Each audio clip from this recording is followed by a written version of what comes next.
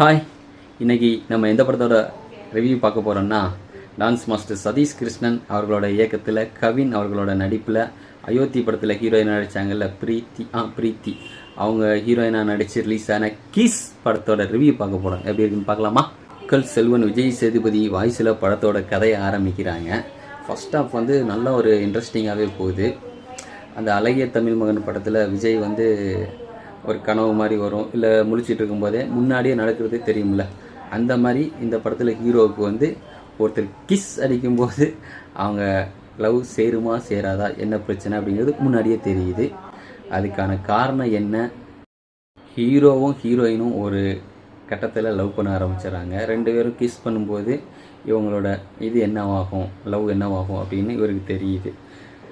Love பண்ணால் heroine இறந்து போகிற மாதிரி இவருக்கு தோணுது.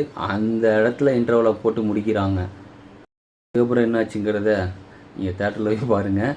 படம் உண்மையாகவே நல்லா இருக்குது. படம் ஃபுல்லாகவே லவ், படம் ஃபுல்லாகவே காமெடி, இது மாறி மாறி வந்துக்கிட்டே இருக்குது. உண்மையாகவே படம் சூப்பராக இருக்குது. எல்லோரும் கிஸ்ஸுங்கிற டைட்டில் வச்சுக்கிறதுனால லவ்வர்ஸ் மட்டும் பார்க்கணும் கிடையாது, ஃபேமிலியோடையும் பார்க்கலாம். கிஸ்ஸு பார்த்தா ஒன்று ரெண்டு தான் இருக்குது, அதுவுமே ரொம்ப டீட்டெயிலாகலாம் இல்லை. நேற்று தேட்டருக்கு போனேன், 2 கிஸ் கொடுங்க. ஐயோ கிஸ் எல்லாம் தர முடியாது அப்படின்னாரு.